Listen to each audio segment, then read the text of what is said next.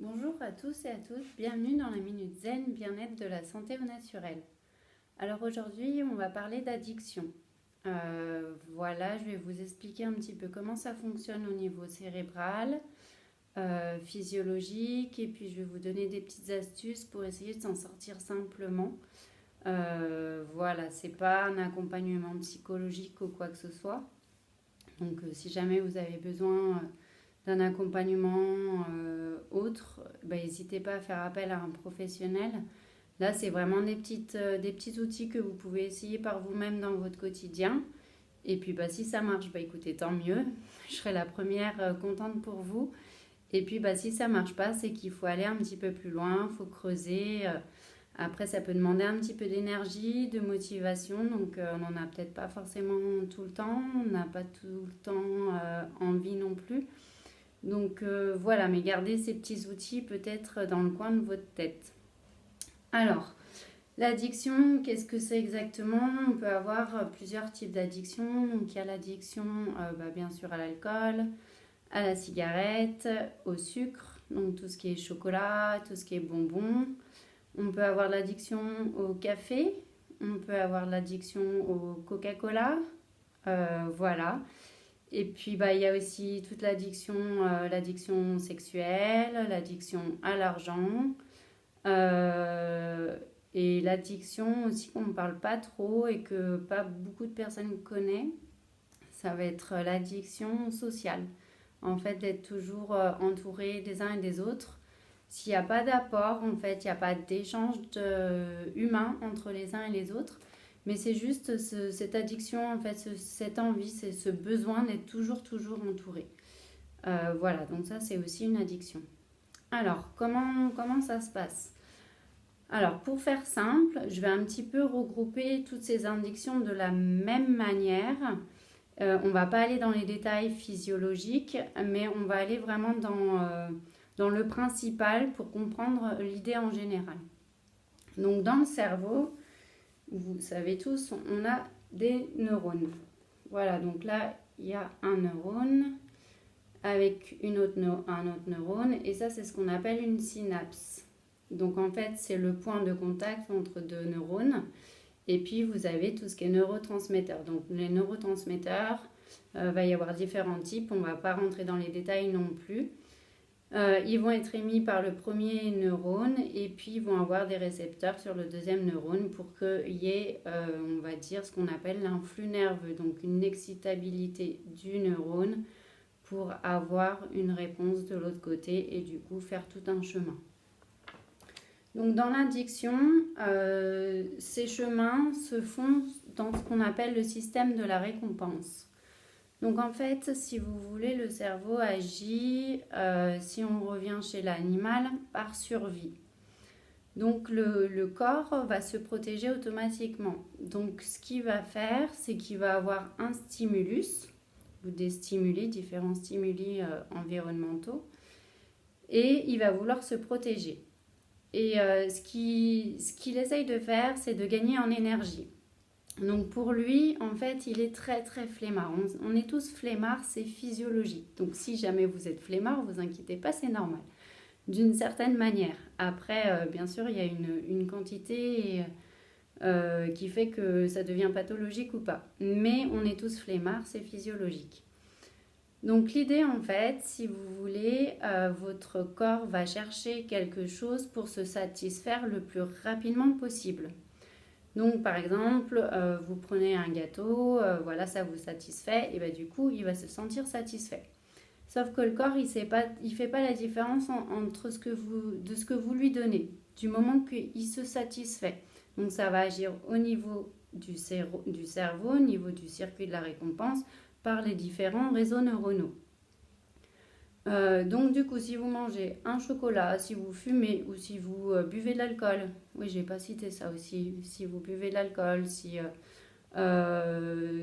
vous faites du sport, il y a aussi l'addiction au sport aussi, j'ai pas cité. Voilà, donc ça, il ne saura pas la différence entre tous ces ce stimulus, mais lui, le résultat, c'est que ça va lui faire du bien.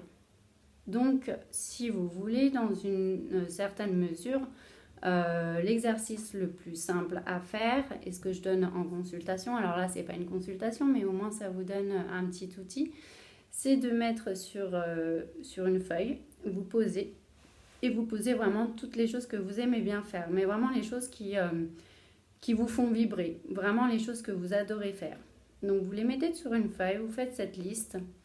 Et puis, si vous avez une addiction par exemple à la cigarette ou au café ou à l'alcool, puis à un moment où vous dites, bah tiens, je vais me prendre un petit verre ou je vais me prendre une cigarette, posez-vous la question, est-ce que j'ai besoin de ça? Est-ce que je ne peux pas faire quelque chose d'autre à la place? Donc vous reprenez votre liste et vous regardez, bah tiens, est-ce que je ne pourrais pas faire, je ne sais pas, tiens, j'adore le sport, ou j'adore écouter cette musique, ou j'adore ce livre, ou j'adore dessiner.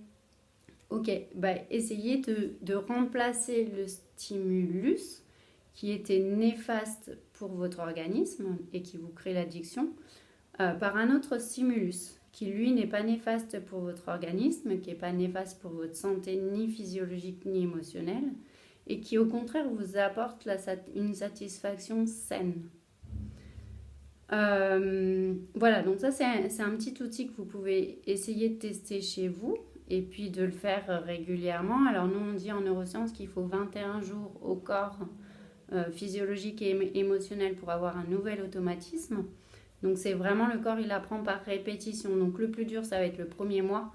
Mais une fois que vous aurez fait ça, vous l'aurez fait tous les jours, ben, du coup votre corps va plus réfléchir et va le faire par automatisme.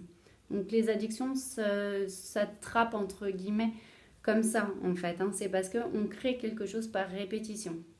Sauf qu'au lieu de se faire gouverner par son cerveau ou ses émotions, c'est à nous de les contrôler et de les gouverner. Et donc de dire, bah voilà, moi ce que je souhaite c'est ça.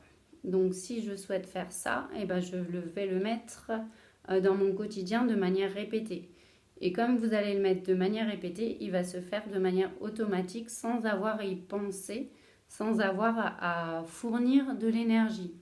Par exemple, vous apprenez à faire du vélo ou à jouer d'un instrument de musique, ben au départ, vous allez devoir penser, je commence par quoi, je fais comme ça, d'abord la main gauche, après la main droite, ou de danser, enfin peu importe quelle activité. Au départ, vous allez devoir y penser. C'est pour ça que ça demande de la motivation et de l'énergie. Mais une fois que votre corps a enregistré cette façon de faire, en fait, ce schéma corporel, et ben, il va le faire automatiquement. Donc c'est pour ça que votre repas, et ben, la fameuse clope avec le chocolat, voilà, c'est le mouvement, ça va être l'automatisme. Donc cet automatisme, il faut essayer de le remplacer par un autre automatisme. Ensuite, ça va être peut-être le troisième et dernier point de cette vidéo, parce que je ne veux pas faire trop long non plus. Du coup, ce qu'il faut comprendre, c'est que l'addiction, généralement, c'est une béquille. Alors, qu'est-ce qu'on appelle une béquille? C'est-à-dire que dans votre quotidien, il y a quelque chose d'un point de vue émotionnel qui vous manque. Donc, posez-vous la question, dans votre quotidien, qu'est-ce qui vous manque ou qu'est-ce qui ne va pas? Est-ce que c'est au niveau familial? Est-ce que c'est au niveau du couple? Est-ce que c'est au niveau du travail? Est-ce que c'est au niveau des relations amicales?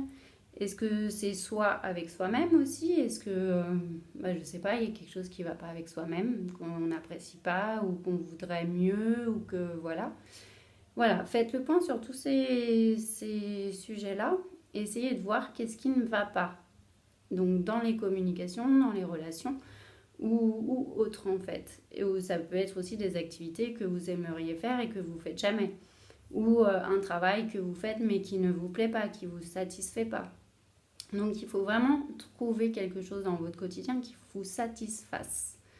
Comme ça, vous vous remplissez de quelque chose qui vous plaît en fait. Surtout qu'au travail, par exemple, il y a quand même 90% voire plus de son temps en général. Donc il faut que ça nous plaise parce que si ça ne nous plaît pas, on subit quand même. Donc c'est pas forcément évident.